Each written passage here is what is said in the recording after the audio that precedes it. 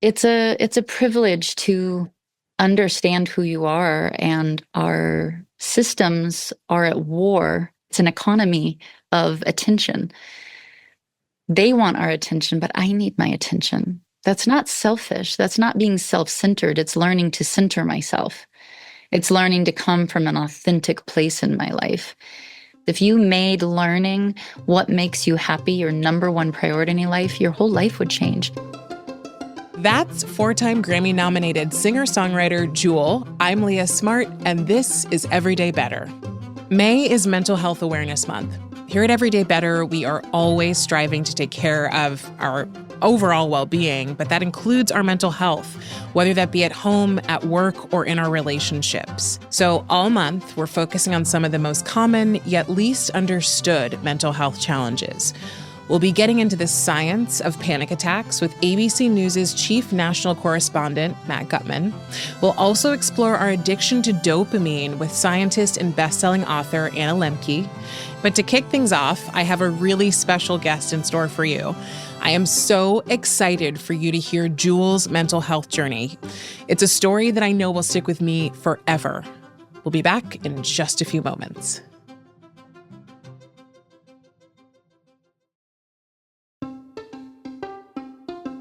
Hey everyone, from LinkedIn News, I'm Leah Smart, and this is Everyday Better, a personal development podcast where every week I sit down with some of the world's brightest minds and bravest hearts who use science and story to share strategies for how we can flourish individually in relationship to others and to the world around us.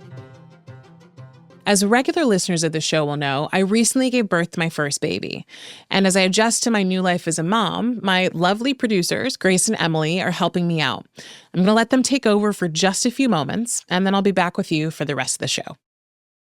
I know that when I think about improving my mental health, the images that come to mind are things like going for a walk, journaling, and long bubble baths.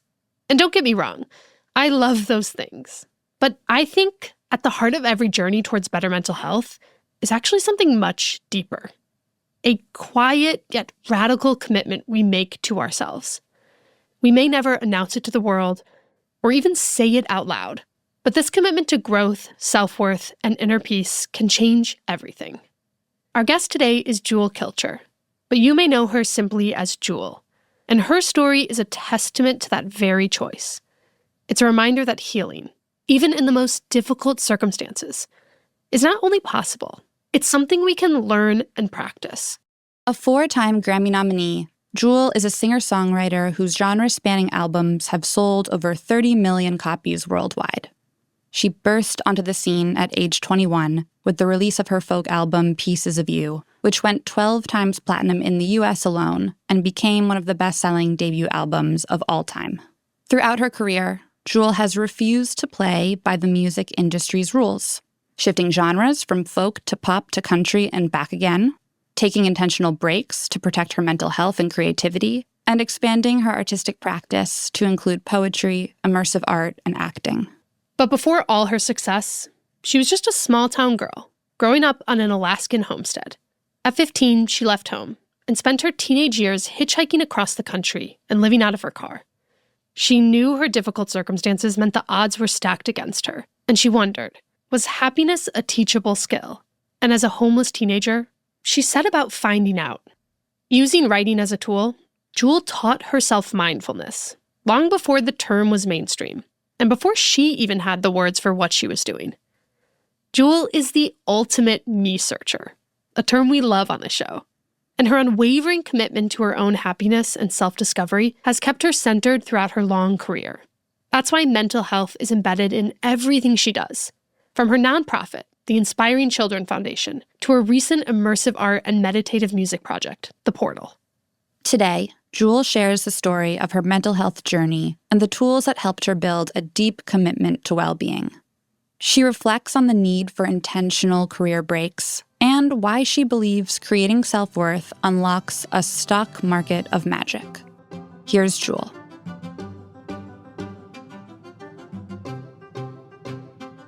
I want to just learn a little bit about you. Curious in the last week or so, what's been energizing you? In the last week? Yeah. I've been thinking a lot about navigating the world and how do we navigate life, or how do I specifically navigate life? If there's 5 billion things to pay attention to in a day, why does my mind go to a particular set of things? I think I've navigated my life mostly by looking for problems and then solving problems. But that comes with a kind of heavy cost. It means you notice things that are wrong all the time. It's like if you ever played that game Slug Bug. Oh my Do you know God, that yes. game where you're in a car and of course, if you see like a Volkswagen bug, then you like slug the person next to you. I've never noticed VW bugs until I'm playing that game, and then they're everywhere. And, just with neuroplasticity and the way our brains wire, like I've learned to navigate looking for, there's something that's wrong. There's something that's going to be potentially wrong. And learning to rewire that and that impulse it's real work. It takes like a real diligence, because it's like you're blind to anything else. So it takes like a lot of awareness and mindfulness practices and practice. Yeah. It's funny. I interview a lot of psychologists, and, I'm fascinated by the human brain and human behavior. And one of the people I interviewed he studies happiness at Harvard. And he was saying, we are pothole people, which, in 1,000 miles of beautiful road, we look for the pothole and focus only on that. And he explained that the way that our brains are wired, that's actually the easiest thing for us to do. And to actually come to the point where you decide, where you're like, okay, I'm actually going to just look at the things that are good, to your point, does take work. But actually it feels so good when you can put yourself on that upward spiral instead of the downward one. Yeah, both things are true. It's just which one do you want to experience? It's like when you ride a bicycle, if you're looking at the rock in the road, you're going to hit the rock in the road. You go where you look. Yeah, exactly. So talk to me about, I know that, you've had such a wild career and done so many different things. Like at this point in your life and in your career, what is the intention behind the work that you're doing? My intention has always been to grow as a human. I moved out at 15 and knew that statistically that was a bad idea, that the movie doesn't end well for kids like me. Had an alcoholic dad. He, was repeating cycles of abuse. And I realized that as much as I had a genetic inheritance that would give me like, a predisposition to diabetes or heart disease, I had an emotional inheritance, and it was going to give me a predisposition to abuse, cycles of addiction, a myriad of things. And it was like an emotional language I was already taught. By 15, I had learned this language. It was going to lead to a pretty unhappy outcome because it kind of had in my family generationally. And so I felt like my job was to learn a new emotional language, to learn a new way of relating to the world. And I thought that was interesting. I didn't know how to do it, but I felt like at least I knew what my assignment was. And I was around, is happiness a learnable skill? Is it a teachable skill? If happiness wasn't taught in my home, was there just no hope for me? Misery is very efficient. It's an equal opportunist. It doesn't care if you're rich or white or black or poor. But if you're going to learn to relate to the world differently, if you're going to learn a new emotional language, that costs money because it's education. And so I had to figure out a way to re-educate myself without those traditional resources. And so when I set out on my life, everything was an extension of this curiosity that was, again, putting happiness first. And so I made that my number one job. My number two job was to be a musician. And under that, I wanted to be an artist more than famous. Anchoring myself into that type of plan really helped me. And I'm very proud to say I'm 50 now, and I have maintained that promise to myself. It never wasn't my number one priority. And that is why I took years between albums. It's actually why I switched genres. It's why I even switch what types of art I make or do, is because those things make me happier, even though they're risks, or maybe not even as smart business-wise. They are things that keep me alive and fresh, which I think ultimately over a long career arc will lead to better success. Can you take me back a little bit? I would love to hear a little more of like the backstory of your childhood and your experience. I was raised on a homestead by immigrants. My grandmother and grandfather helped settle Alaska when it was a territory still. My father and his 8 siblings were varyingly born either in Alaska or in Switzerland. Was raised living off the land, no running water, no electricity. We only ate what we could kill or can. It was extraordinary, raised by extraordinary. My mom left when I was really young, but my aunts were just very heroic women. They would shoe their own horses, build their own cabins. I was never taught that my gender would affect my intellectual capacity to handle my life. I was expected to figure things out, on the farm, fixing tractors. I was taught that I was capable. And I didn't know, like down here in the States, that women aren't always taught the same things. So even though I had some things working against me in life, I also had that working for me. Even with your upbringing, you sharing about the gender piece, it's just it sounds like a small thing, but that can completely change the way that you live your life and, what's wired in you and what you believe about what's possible for you. And of course, I'm sure that there were obviously hardships, but also it sounds like the way that you've oriented toward the world, even from a young age, has been like really empowered. I don't know if it was empowered. Growing up, it didn't feel that way. But looking back, I never wanted to risk somebody else not saving me. That felt dangerous and improbable. And so I had to, I think when, really my life changed was every time I've looked in the mirror and said, what am I willing to do about it? Am I coming for me? Am I going to save me? Am I going to do something about this? And realizing that fair doesn't really factor in. Life really isn't fair, but what do I want to do about it? And if I'm not willing to do something about it, then I better stop complaining. If you want to settle, that's fine, but you don't get to complain anymore. And I didn't want to settle. I wanted to grow and learn and become better. And that meant I had to be willing to do something about it. And in my life, those choices had to be very extreme. Moving out of 15 is really extreme. I ended up homeless because I wouldn't have sex with the boss. That's a really extreme position to be in because I knew I wouldn't be able to pay my rent and I knew I'd get kicked out and I knew I'd be living in my car. But investing in my character, every time I've chosen to invest in my humanity, believe in my humanity at tremendous cost, it was like investing in a stock market of magic. I saved up, this character currency and it hurt. It was painful. It caused painful things in my life, like moving out or, being homeless or those things. But it ended up paying dividends in absolute magic. I ended up, when I was homeless, to stop shoplifting, I started writing songs to swap behaviors. And then I became a prolific writer. And then I got discovered and none of it was planned. It was just, again, that like stock market of magic. I love that that visual, that stock market of magic. So, okay, obviously music has been a huge part of your life. I'm curious, like when did it first show up in your life? It was a family business. My mom and dad sang in hotels for tourists. And so me and my two brothers helped out with that show. When my mom left when I was 8, my dad and I became a duet. I was definitely, of me and my brothers, the one that enjoyed it to the point that I would put up with these 5-hour practice sessions, and it's pretty intense. But I never thought it could be a real job or a real career. I was pretty realistic my whole life. Like I was a little kid in Alaska. Like it never even dawned on me to dream that I could be a professional musician. I just liked it. Even though I went to an amazing school later, I got a scholarship to a fine arts school. But nobody talked to me about college or career opportunities. And so, when I graduated high school, I just thought that was it. And I got a job answering phones in a computer warehouse and just a bunch of dead-end jobs. And I went back to singing just because that's how I was raised. We bar sang and we got $200. It really wasn't until I started to watch the reaction in the coffee shop, I could tell something was happening. I could tell something special was happening. It felt special. It felt magical.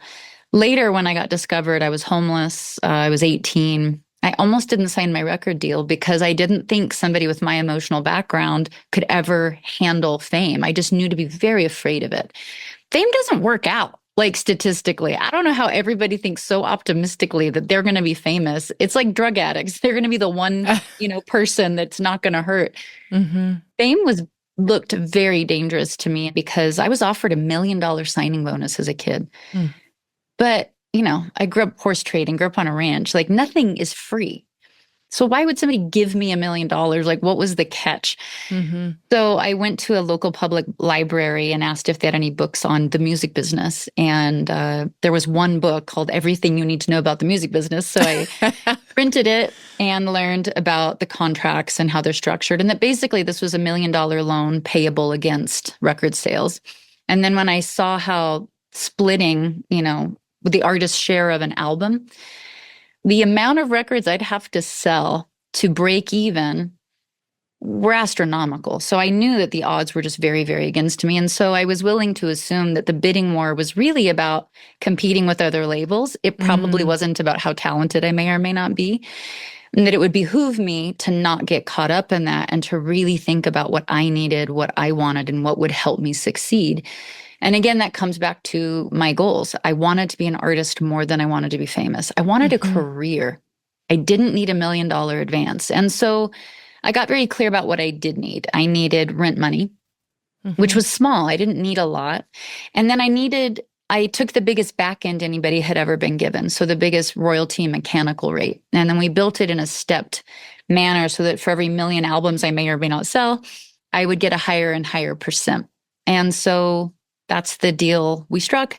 It was scary because I was like, maybe I should have taken the money. But at the same time, it kept me from getting dropped and allowed me the opportunity to keep fighting to break my career on my terms.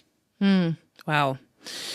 So, okay, so this is what I mean when I say like maybe the word isn't empowered, but there's definitely something about you that from a young age, I'm like, how many people would say, I know the risks of leaving home at 15, but I'm going to choose to do it anyway. Or, gosh, how many people would say, I'll take that $1 million bonus and not actually spend time thinking about what this could mean and what it could mean for my future. I think there's something, in you that maybe makes you pause. Or I've heard you talk about like, your nature versus your nurture. Like, what do you make of that? Because it does feel distinctly different from, I think, a lot of what the general population might do, or at least think they would do. I don't know. I didn't spend my youth feeling empowered. I just spent my youth feeling scared.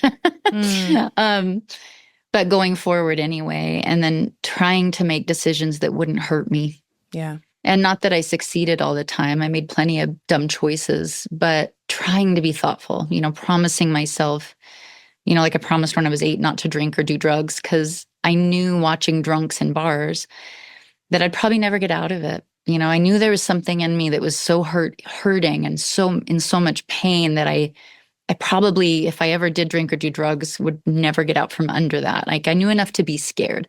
I knew enough when to be scared. And so tried to come up with strategies. And I think maybe being raised in nature, without television, without, distractions, I had a lot of time to think.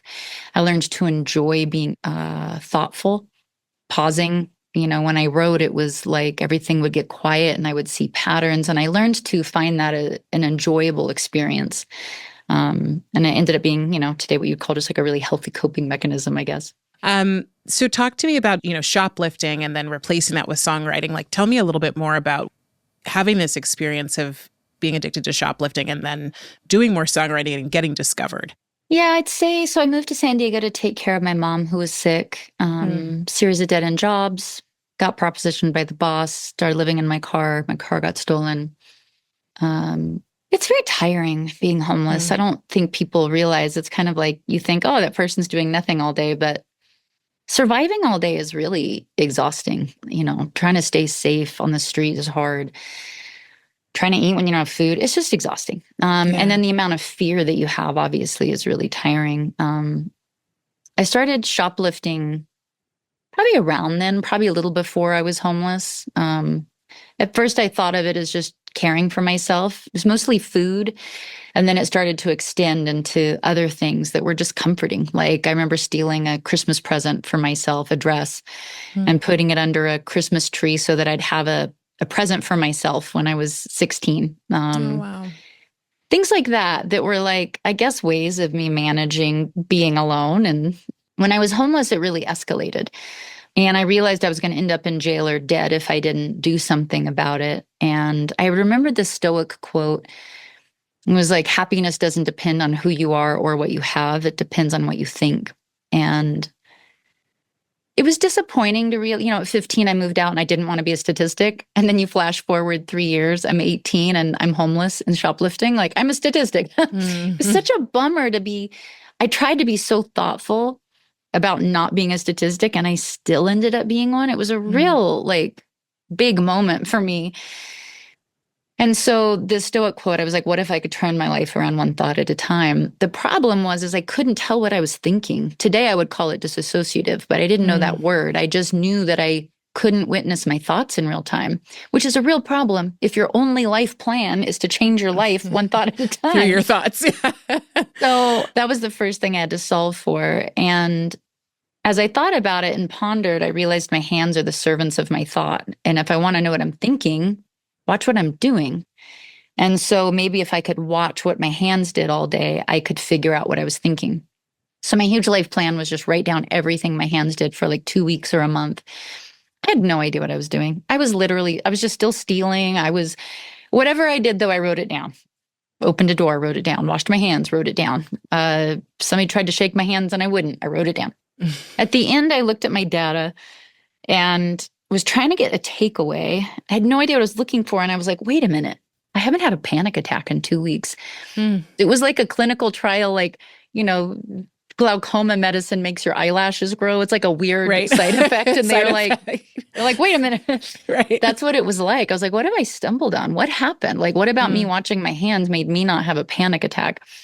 What I stumbled onto is today what we would call mindfulness. I was so absorbed in the present moment that I actually was kind of able to relax because I had one simple job, and it was watch my hands all day. And so that started a process for me where I started to realize my behavior drove life. And if I could change my behavior, I could change my life. You can't just quit an addiction. It's very hard. You could white knuckle it. But even then, I couldn't just quit stealing. There was something about stealing I really needed. I was powerless to it. I didn't understand what that was, but I realized I couldn't just not do it. And so it took a long time of building awareness where I would I call it waking up after I stole. I was like, oh my God, I did it again. Then I'd kind of become aware during stealing, but I couldn't stop it. Then I started to become aware with the urge to steal, but it was too late. I was going to do it. It took about 6 months to build the awareness to see the urge far enough in advance that I actually had a shot where I wasn't triggered. It was at a manageable level where then I could actually replace with a different behavior, which was writing for me, except I actually hated writing in that moment. So why is that? What I realized is we have two basic states of being, dilated and contracted. And stealing isn't as much a stealing addiction as it is an intensity addiction. And it was my way of managing stress. So imagine you have a faucet in your kitchen is leaking and you turn the radio on. It's like you don't hear the faucet anymore. So self-harming, sex addiction, all kinds of things like that are intensity addictions. They're ways of managing anxiety. And writing didn't help me cover up my anxiety. It actually helped me think about my anxiety, which didn't feel great. And so again, I had to reorient myself to dilating, right? Writing is calming, it's relaxing, it's dilating. It causes you to move toward a feeling. It doesn't cause you to distract yourself from a feeling. And so I had to learn to orient myself because each of these physiological states elicit a biochemical response, right? So if you steal, you're getting an excitatory chemical response. You're getting a drug hit, even though it's just in your own body. Writing was a very different neurochemical response, and I had to orient myself to feeling that was a reward when I was in a triggered state. Wow. And so this is what leads you to more of the writing of songs and then being discovered eventually because you went back to the thing you started with, which was music. Yeah, it's funny. I didn't start writing a ton to get discovered. I started writing a ton as a behavioral exercise, basically. And to be honest, I wanted to be less lonely, which means you better tell the truth. Because when you lie about yourself, you're never going to feel seen. And so I decided to start taking that risk in my writing and telling the truth and being, pretty radically vulnerable. And it led to a really satisfying experience on stage where I did feel seen and I did feel understood. After the break, Jewel shares how she's avoided burnout, plus the tools and strategies she uses for self-reflection. We'll be right back with more from Jewel.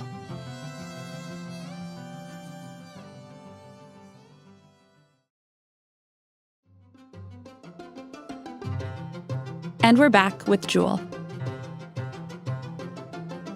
You're giving us a window into the way that you think, and the way that you sort of show up in the world. But I'm curious, I mentioned this earlier, and I think in general, whether it be with music or anything else, that so many of us, and I do think this is a Western challenge, get really caught up in this idea of having to be successful, needing to be famous, which you said earlier. It's like, that's a trap. How do we still all want to be famous? All of these things that we get caught up in that we also know, through research that they've done in psychology, but also I think in just like anecdotal conversations, that they don't lead us to happiness. They don't. But we continue to chase them. I'm curious, what really kept you from doing that? And you've talked about, changing genres. I know you also took a break to raise your son. What has kept you from jumping in there with everybody else? And I'm curious actually what advice you'd have for people who feel like, oh, I'm an overachiever, or I'm in the rat race. Even though we know that fame or money, and we hear it over and over, you can still be miserable famous. If you just look statistically, the people that kill themselves, in this industry is very high. Drug addicts, very high, like drug use in this industry. So why do we keep pursuing it? It's because what we really want is to feel worthy. We really want to feel like we belong. We are ill. Our society is ill. We don't understand our worth or our value. And for generations now, it's like living in a soil that's depleted. For generations, we have been pursuing the intellect. We have been pursuing success, for hundreds of years now. And our emotional systems have atrophied in our society in our pursuit of intellectual and career greatness. And we suffered for it. And most kids grow up not feeling inherently worthy. And that's intolerable. It is intolerable psychologically to not feel worthy, to not know or understand that you belong. And you want to. It is a tremendous urge. And so that drives us, even though we know that what we're doing may or may not lead to that outcome.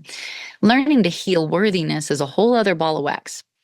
You can't outrun the pain. You just can't. There's no shortcut. The quickest way is through. So for me, I tried to stay away from things that at least I was able to identify as pitfalls or traps, and focus on getting to the hard work, which is why do I feel like such a piece of shit all the time?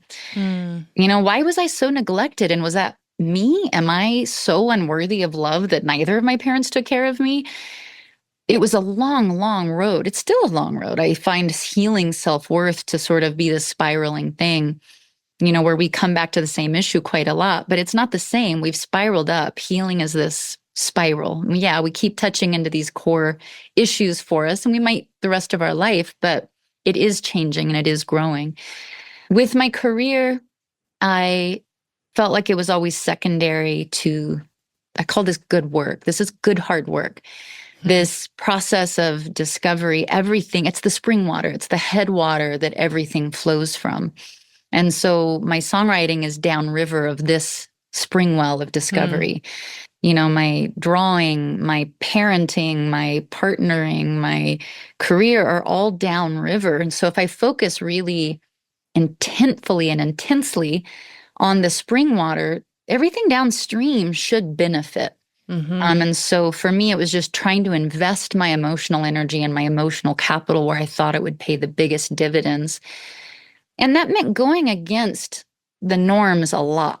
I had to go against conventional wisdom. I've never done things the right way. I've never done things the normal way. I've always been an outsider that's done things in an odd way.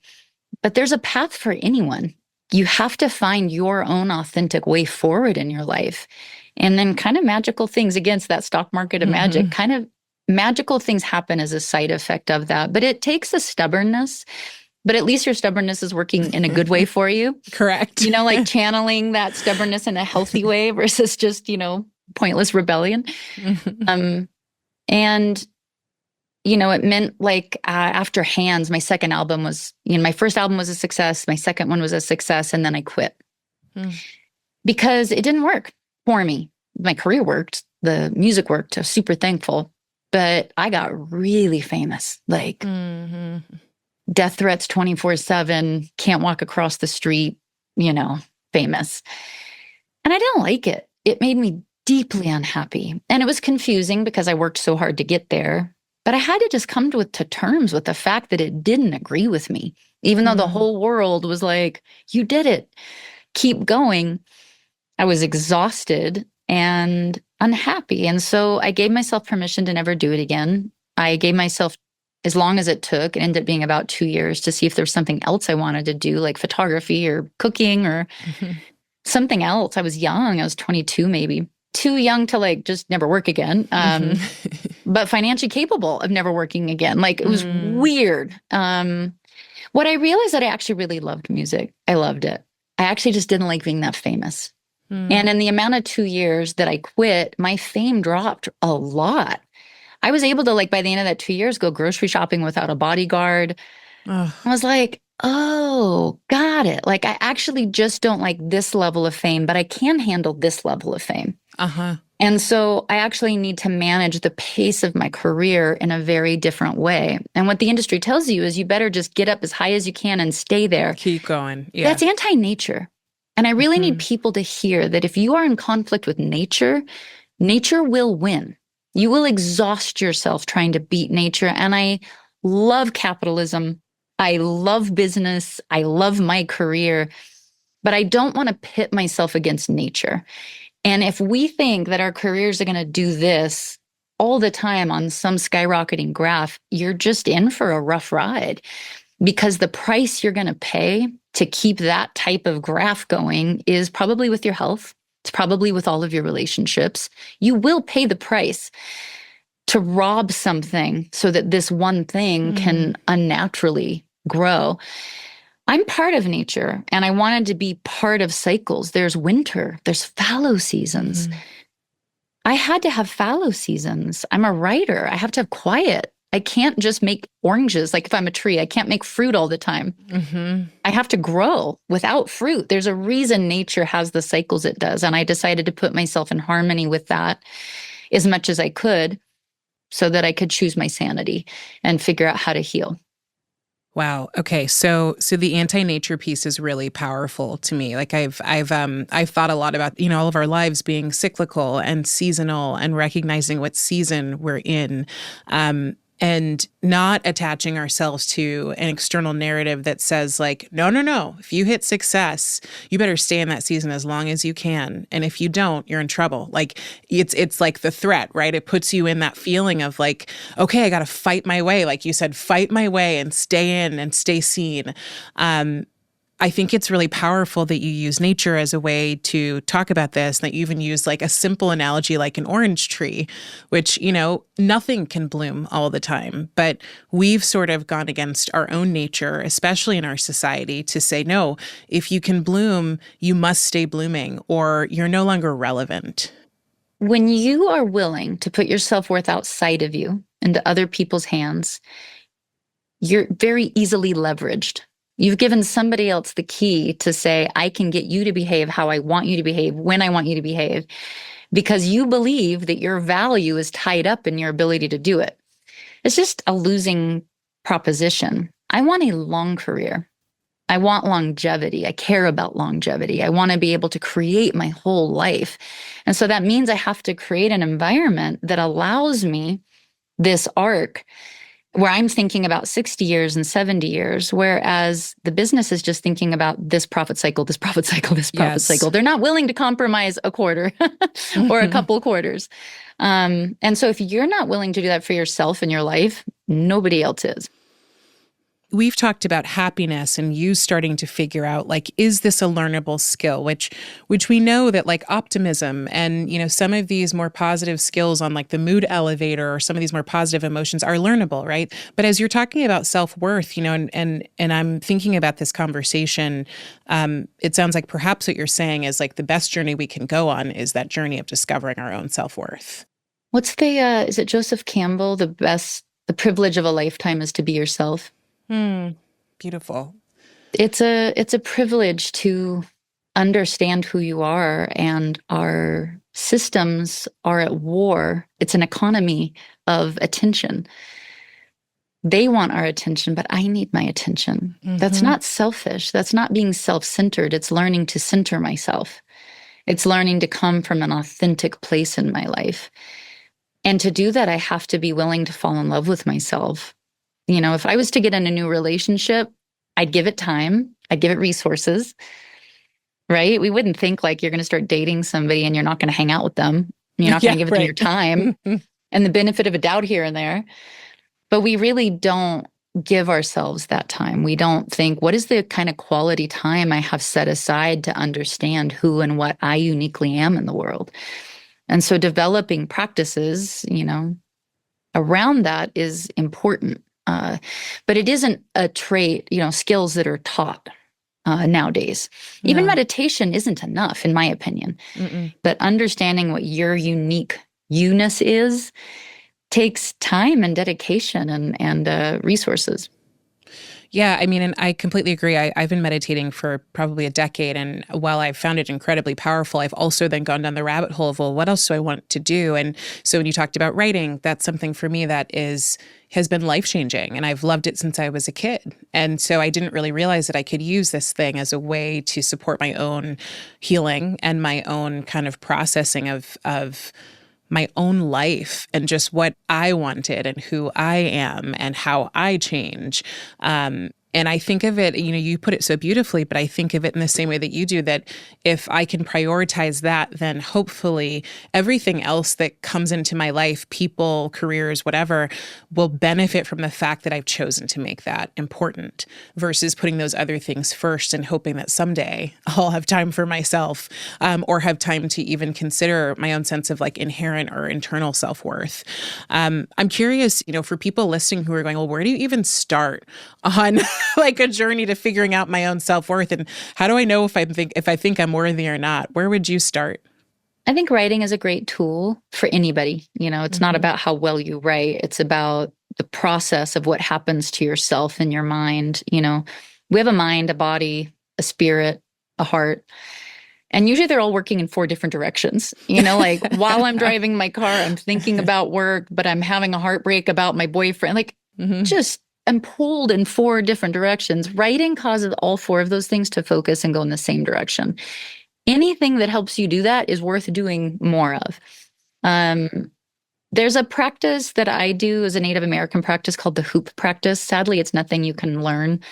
It's an oral tradition passed down. I was adopted by Native Americans when I was young. That practice for me has been really, really profound. But the basic idea is that you sit and you contemplate your unique energy. They'd say medicine, your unique way of being in the world. Some people, if they sit and contemplate, like, if I was a natural force, what would I be? Am I a babbling brook? Am I a wind? Am I a crackling fire? Am I fiery? Contemplating things like that is worthwhile.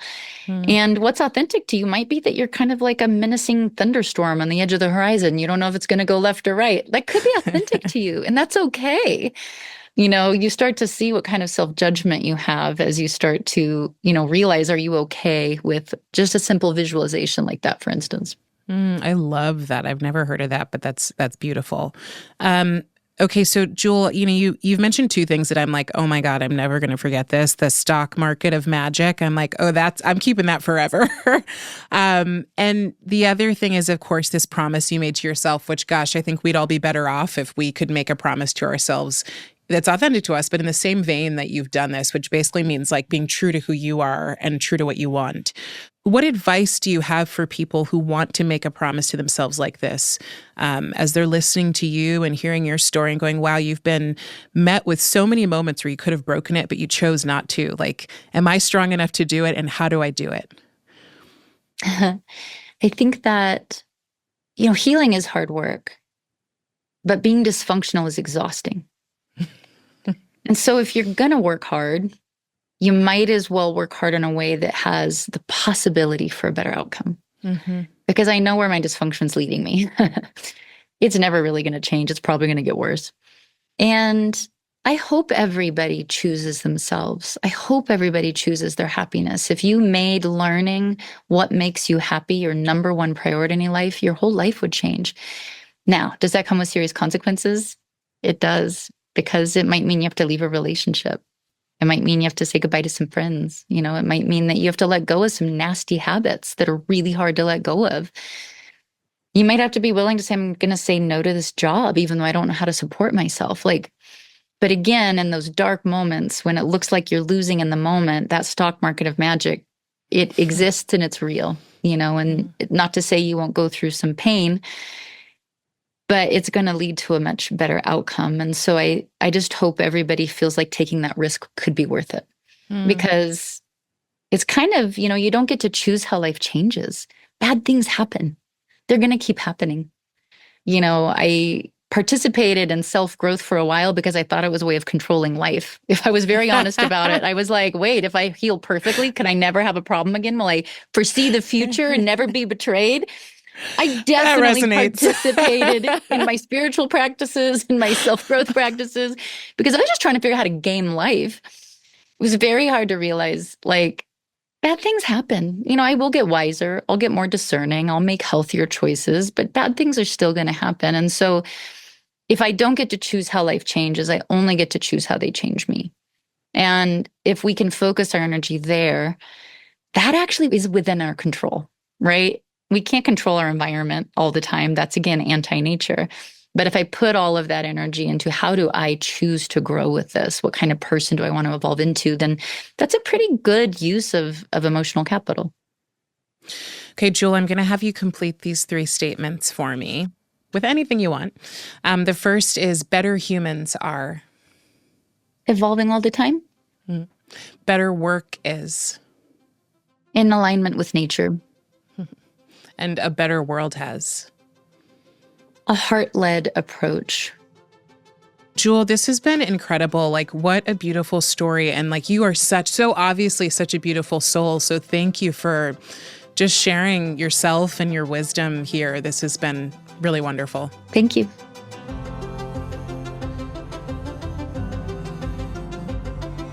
That was Jewel, the 4-time Grammy-nominated singer-songwriter and mental health advocate. You can find links to the mental health resources Jewel recommended in the show notes of this episode. Everyday Better is a production of LinkedIn News. The show is hosted by Leah Smart and produced by me, Grace Rubin. And me, Emily Reeves. Asaf Gadron is our sound engineer. Tim Boland mixes our show. We get additional support from Alex Kuznetsova and Ali McPherson. Sarah Storm is our senior producer. Dave Pond is head of production and creative operations. Maya Pope-Chappelle is Director of Content and Audience Development. Courtney Koop is Head of Original Programming. And Dan Roth is the Editor-in-Chief of LinkedIn. Thanks for coming with us, and we'll see you next week.